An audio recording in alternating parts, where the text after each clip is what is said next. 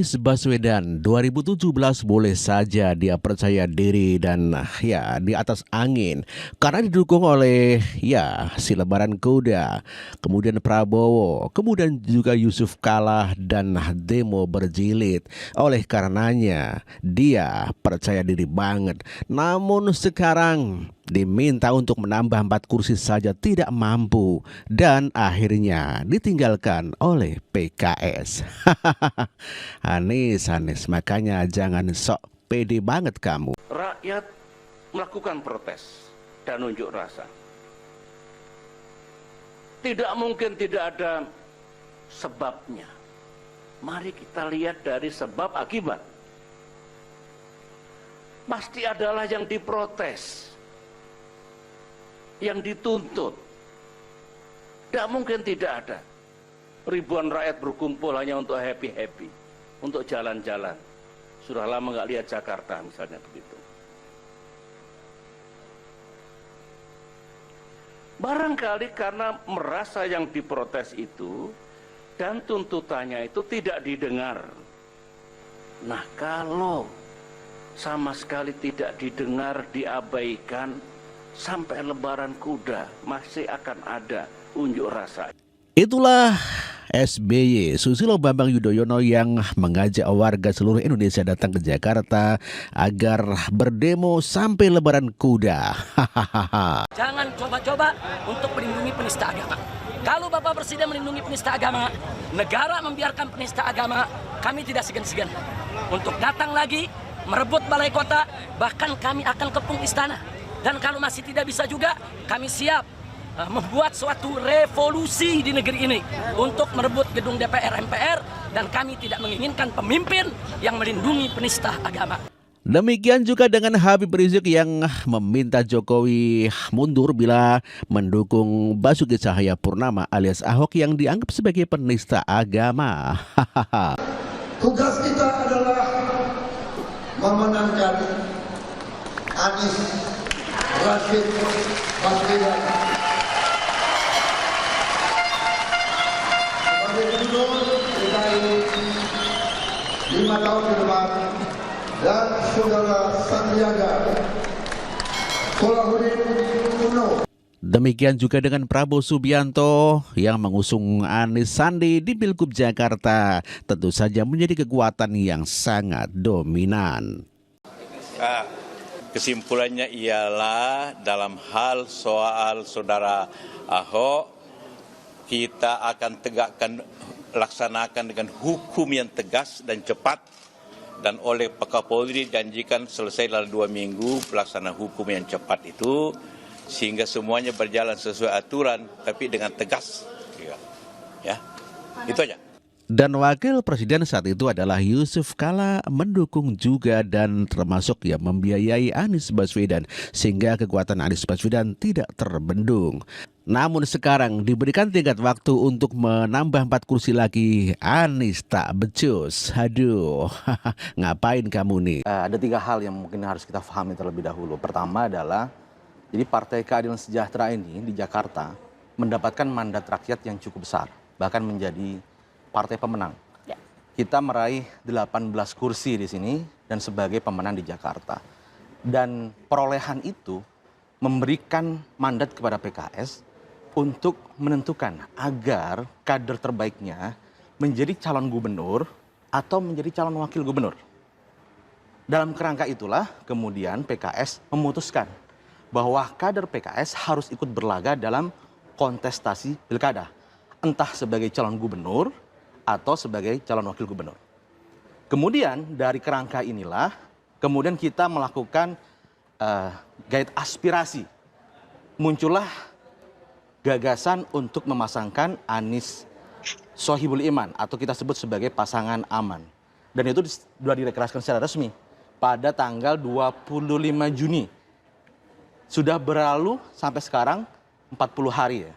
Nah, jadi PKS sudah mendeklarasikan Anies Sohibul Iman sebagai pasangan yang resmi didukung oleh PKS. Bahkan PKS sendiri ini memberikan karpet merah nih kepada Mas Anies. Untuk apa? Untuk menjadi usungan kita dengan 18 kursi tadi. PKS mengambil posisi sebagai wakil gubernur. Dan disinilah kami meminta kepada Mas Anies untuk memenuhi ya 4 kursi sisanya. Karena begini, untuk maju di DKI Jakarta kita butuh 22 kursi. Dan PKS meminta kepada Mas Anies kekurangan 4 kursi ini ya untuk dilengkapi sehingga kita bisa berlayar. Dan kami sepakat ya, kita mempunyai deadline term and condition itu sampai tanggal 4 Agustus kemarin. Ya, Belum 4 Agustus kemarin. 4 Agustus sudah lewat sebenarnya. 4 Agustus kemarin kita belum ingin dipenuhi bersepakat. maksudnya ya? Belum dipenuhi. Jadi tiket ini belum bisa berlayar. Sebenarnya Batal dong perjanjiannya. Ya, PKS sebenarnya sudah membangun komunikasi dengan rekan-rekan kita. Misal sebelum kita deklarasi, Pak Syaihu sudah berkomunikasi dengan Pak Surya Paloh. Itulah kenapa kemudian pasangan aman itu dideklarasikan. Kemudian di Harlah PKB, Pak Syaihu sebagai Presiden PKS menawarkan langsung kepada Partai Kebangkitan Bangsa untuk sama-sama mendukung aman. Jadi proses yang sudah kita lalui ini juga cukup panjang selama 40 hari. Kita berharap pasangan ini akan berlayar. Tentu kita tidak ingin nanti ketidakpastian ini semakin panjang. Sehingga saat ini kita melihat bahwa pasangan aman ini kita berikan extra time. Ibarat kalau main bola ini ada extra time. Ya. Dan kita dengan extra time ini kita juga melihat juga kenapa proses ini tidak dalam kondisi statis, dinamis. Karena ada tawaran-tawaran tadi seperti yang Mbak Caca sampaikan tadi itu juga muncul. Ya, kami akui ya dari Kim dan sebagainya muncul juga kepada kami. Sehingga kita juga harus melihat peluang-peluang yang ada di sini. Ya, sehingga komunikasi terus kita jalin ya dengan berbagai pihak. Namun kami tetap memprioritaskan bahwa pasangan aman ini bisa berlayar. Inilah tugas besar. Kami berharap Mas Anies sebagai kandidat bisa memenuhi tiket tersebut, kurang 4 kursi, sehingga pasangan aman bisa berlayar. Satu dari sedikit kota di Indonesia yang merasakan kolonialisme dari dekat. Penjajahan di depan mata itu di Jakarta. Selama ratusan tahun, betul tidak Silen? Di tempat lain penjajahan mungkin terasa jauh, tapi di Jakarta, bagi orang Jakarta, yang namanya kolonialisme itu di depan mata, dirasakan sehari-hari. Karena itu, bila kita merdeka, maka janji-janji itu harus terlunaskan bagi warga Jakarta.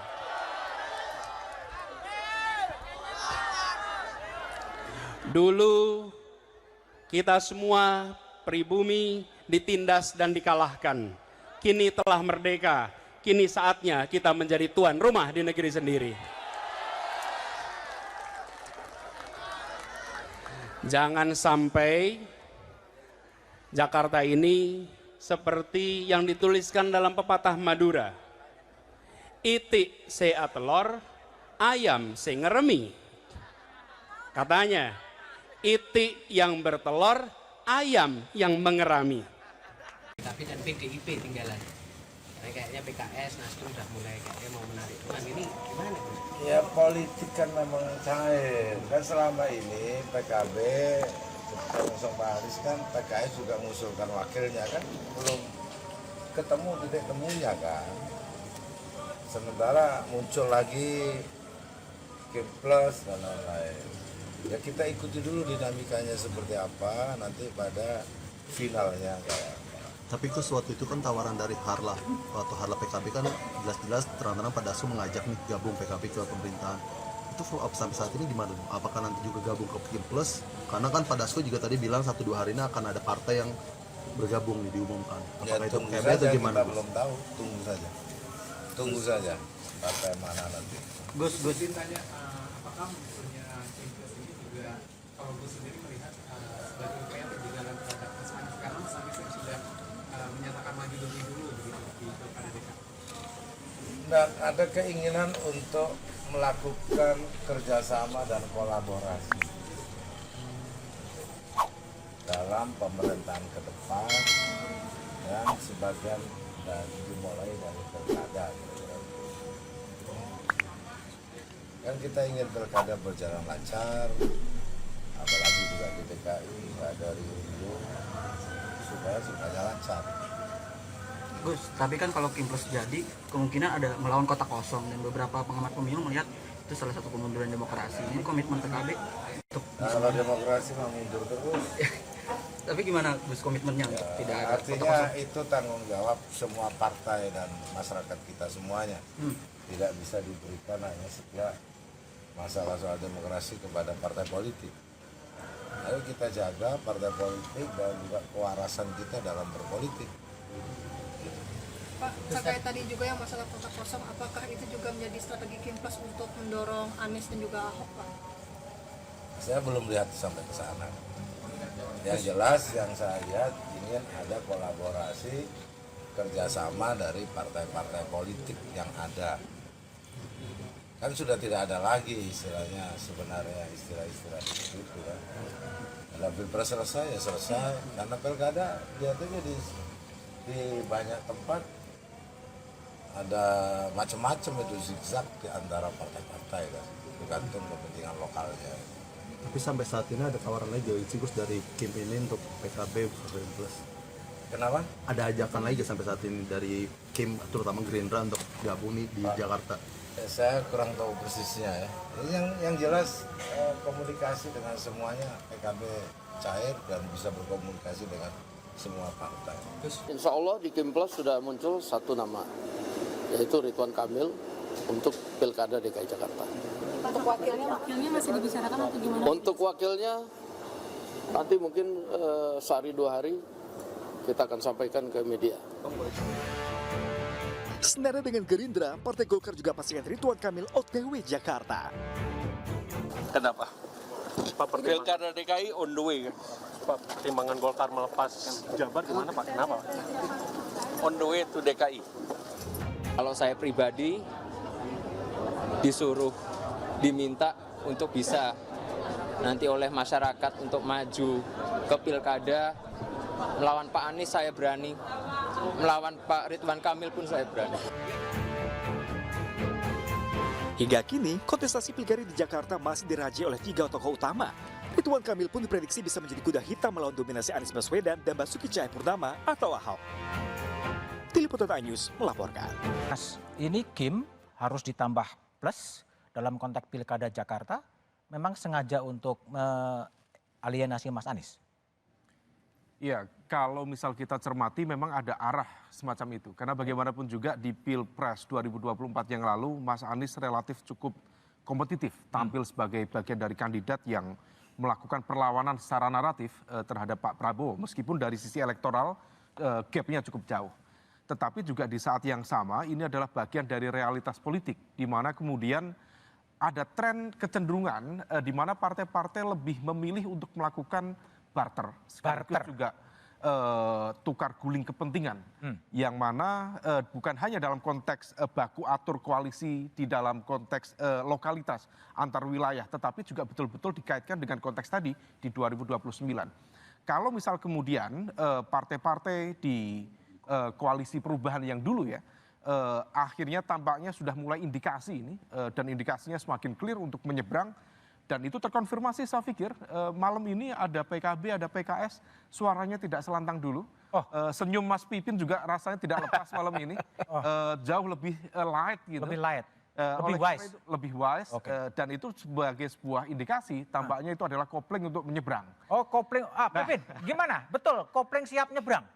Saya kira pertimbangan, karena tadi ya opsi, kita kan di pilkada ini banyak opsi yang bisa kita dapatkan. Artinya ketika kita berusaha sudah 40 hari bahwa kita memperjuangkan Pak Anies dan Pak Sohibul Iman belum dapat, tetapi kemudian belum ada kepastian dari mitra koalisi, tentu kami harus mengevaluasi diri kira-kira apa yang harus kita lakukan ke depan supaya rakyat Jakarta tetap memiliki calon kepala daerah yang terbaik. Bagi kami, siapapun yang dicalonkan kepala daerah, kami berharap tidak melawan kota kosong. Karena banyak anak bangsa ini yang layak untuk memimpin Jakarta. Dan Jakarta harus menjadi barometer demokrasi yang sehat ke depan. Sehingga kami akan terus mencari calon-calon mitra koalisi yang bisa memenuhi hak warga Jakarta itu. Dan kami sebagai pemenang pemilu di Jakarta punya tanggung jawab lebih untuk kira-kira dari kader PKS kira-kira siapa yang kira-kira cocok diterima. Kemarin misalnya sampai saat ini 40 hari Pak Anies dan Pak Sohibul Iman tidak mendapatkan rekom dari calon mitra koalisi kami. Salah satunya yang kami tawarkan adalah dari koalisi perubahan yang dulu Pak Nasdem dan PKB. Sampai saat ini tidak ada, baru SK kami tunggal untuk Anies Sohibul Iman itu dari PKS. Jadi saya kira pemirsa harus paham bahwa dalam pilkada itu SK itu sangat penting ya, bahwa orang mau mendukung AB dan sebagainya kalau tidak ada SK-nya memang tidak akan bisa. Saya kira itu poin bagi kami, sehingga ikhtiar itu akan perlu kami lakukan. Tawaran-tawaran dari yang lain, opsi-opsi yang lain kami akan pertimbangkan selama memang ini akan memberikan maslahat yang lebih besar buat rakyat Jakarta. Oke, baik.